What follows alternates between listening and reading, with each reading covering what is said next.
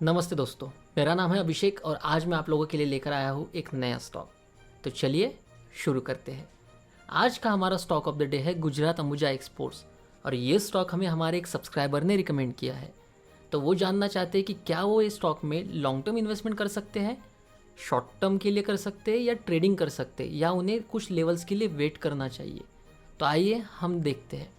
हमने अभी गुजरात अंबुजा एक्सपोर्ट्स का 15 मिनट का चार्ट ओपन कर लिया है और हमें ये देखने के लिए मिल रहा है, पहले हम ट्रेडिंग की बात करेंगे और हमें इसमें ये देखने के लिए मिल रहा है कि 305 से लेके 309 की ये जो लेवल बन के आ रही है ये अच्छी खासी डिमांड जोन है। डिमांड जोन यानी क्या, पहले मैं आपको वो बता दूं। डिमांड जोन यानी ऐसी जोन जिस जोन में बायर्स ऑलरेडी प्रेजेंट हो, जहाँ से आपको रिवर्सल के चांसेस आपके बढ़ जाते हैं। ठीक है, तो 305 से लेके 309 तक। तो आप बोलेंगे कि ये तो अभी 338 पे ट्रेड कर रहा है, तो मैं आपको बता दूं आज का इस कंपनी का मुंह बन के आता है 23.5 रुपये का। आज एक दिन के अंदर ये कंपनी ने 7.5% के रिटर्न दे दिए। ठीक है, तो मैं आपको बताना चाहूँगा जो पेशेंटली बाइंग करना चाहते हैं, जो पेशेंटली बाय करते हैं, वो रुक सकते हैं 305 से लेके 309 के लेवल तक। जब उन्हें 305 से 309 की लेवल मिलती है तो उनके लिए तब जाके टारगेट बन के आएंगे 314, 319 और 326 के। ठीक है, और जो अग्रेसिव बाइंग करना चाहते हैं, जिनके पास पेशेंस नहीं है बायर रुकने का, तो अग्रेसिव बायर्स 320 से 326 की लेवल तक रुकी है। 320 से लेकर 326 की लेवल के बाद उन्हें मिलते हैं 332, 340 और ऐसे ही आगे के लेवल। ठीक है, और अगर हम इसे थोड़ा वाइड में देखते हैं, वाइड एंगल में, तो हमें देखने के लिए मिलता है कि इसका अच्छा खासा सपोर्ट बनकर आ रहा है, ये जो कि लेवल आती है 300 के पास। हाँ, तो ये कंपनी का अच्छा खासा एक लेवल बनकर आ रहा है और ये बनता है उसका सपोर्ट 300 का। शॉर्ट टर्म के इन्वेस्टर जो है, शॉर्ट टर्म ट्रेडिंग जो करना चाहते हैं, वो स्ट्रिक्ट स्टॉप लॉस रखिए 300 का। अगर 300 के नीचे ब्रेक करके कोई न्यूज़ के कारण ये चला जाता है तो आपको इससे एग्जिट करना है और तभी ही रिटर्न एंट्री लेनी है जब ये फिर से एक हायर हाई बनाकर 305 से लेके 309 के रेंज में आता है। तब तक आपको इसमें एंट्री नहीं लेनी है। ठीक है, अब लॉन्ग टर्म इन्वेस्टर इसमें अभी भी एंट्री ले सकते हैं 338 के लेवल पर नहीं, पर 320 से 326 या 305 से लेके 309 के रेंज में। ठीक है, और जैसे हम देख सकते हैं कि इसने 28 अप्रैल को गैप डाउन दिया था, उस गैप डाउन के बाद एक कंसोलिडेशन मोड में चला गया था और एक कंसोलिडेशन मोड का इसने ब्रेकआउट दिया था 4 सितंबर 2023 को। तब से एक दूसरी रेंज में जाकर ये रुक गया था और ये हायर हाई बनाता बनाता अभी है हमें नए नए लेवल्स दिखा रहा है। ठीक है, अब शॉर्ट टर्म के लिए जैसे मैंने आपको बताया 305 से 309 की लेवल है हमारे पास।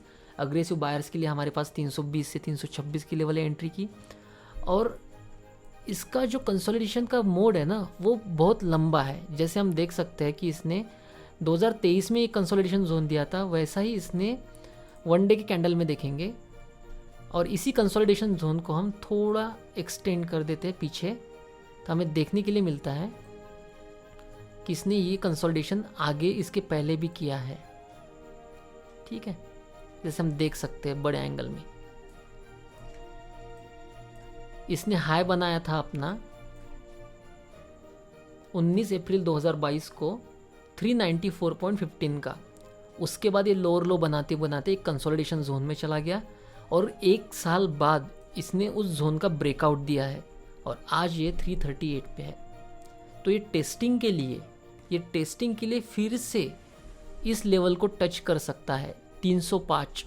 हो सके तो टेस्टिंग 300 तक भी हो सकती है। तो आपको स्ट्रॉन्ग बाइंग के लिए रेडी रहना है। अभी फ़िलहाल बाइंग नहीं करनी है हमें। बाइंग 305, 300 के ऊपर जब सस्टेन करना चालू कर देगा ना, तभी हमें इसमें एंट्री लेनी है। इसलिए हमने आपको टारगेट बताया है 305 से लेके 309 के।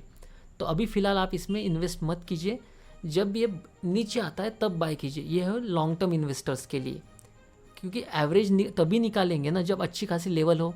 पहले ही हम खुद होकर हायर लेवल पे क्यों बाय करें कि हमें नीचे फिर से एवरेज निकालना पड़े। हम पहले ही नीचे की लेवल पे बाय कर लेंगे। ठीक है, जिसमें हमें आगे चल के एवरेज निकालने में आसानी हो। तो इस प्लान के हिसाब से अगर चले तो हमें अच्छा खासा रिटर्न मिलेगा। तो हमारा क्या व्यू बनकर आता है, तो हमारा ऐसा व्यू बनकर आता है कि जो कंसोलिडेशन मोड में ज़्यादातर कंपनियां जाती है ना, वो 1 साल का रिटर्न कम देती है, और जो कंसोलिडेशन में चली जाती है वो कंपनी शॉर्ट टर्म में अच्छा खासा रिटर्न बना देती है। यानी ईयरली रिटर्न तो कम हो जाता है, पर शॉर्ट टर्म का रिटर्न बढ़ जाता है। तो आइए हम देखते हैं इसका कंफर्मेशन। देखिए, हमें देखने के लिए मिल रहा है कि इसने 1 साल में 16.5% का रिटर्न दिया है, और वही 6 महीने में इसने 45% का रिटर्न दिया है, लगभग 46% का। तो वही हम चार्ट में देख रहे थे, जब कंपनी कंसोलिडेशन में चली जाती है तो लॉन्ग टर्म का रिटर्न कम देती है, या एक साल का रिटर्न कम देती है, और शॉर्ट टर्म का रिटर्न ज़्यादा देती है। तो हमें शॉर्ट टर्म ट्रेडिंग के लिए इसमें ज़्यादा सोचना चाहिए। पर फिलहाल तो इसने ब्रेकआउट दे दिया है, तो हमें देखना है कि क्या ये फिर से नीचे के लेवल को टच करती है और वहाँ से रिवर्स करती है। अगर ये नीचे आती है तो हमें तभी बाय करना है 305 से 309, नहीं तो हमारे लिए लेवल तो अच्छे खासे है, अग्रेसिव लेवल्स जो है 320 से 326 के। ठीक है, तो चलिए आज के लिए बस इतना ही। इसी के साथ मैं अभिषेक ट्रेडिंग फॉक्स भारत के साथ साइनिंग ऑफ। मिलते हैं कल नई वीडियो के साथ, तब तक के लिए धन्यवाद। और हाँ, अगर आप लोगों को ऐसे ही किसी शेयर के रिलेटेड एनालिसिस जानना हो, या आपको किसी शेयर का डाउट हो, तो आप हमें कमेंट सेक्शन में उस शेयर का नाम डालकर पूछ सकते हैं। तो चलिए आज के लिए इतना ही, धन्यवाद।